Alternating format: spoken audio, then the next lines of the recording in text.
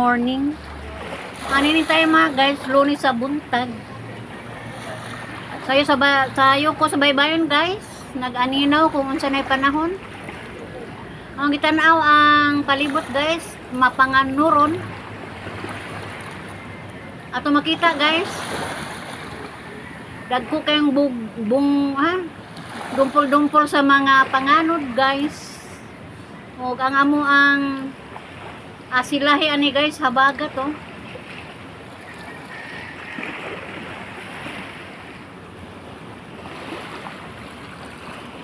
Ito ang loud guys. Mo naman tayo ni ang bagyo nga Tino. Una sinuon guys. Unas pa karon pero pagka tuwang gabiin na medyo na dagat. Mong likas mi guys, mo ba nila mang putingali mi adto sa ako ang anak. Kay adto rami mo bakwit.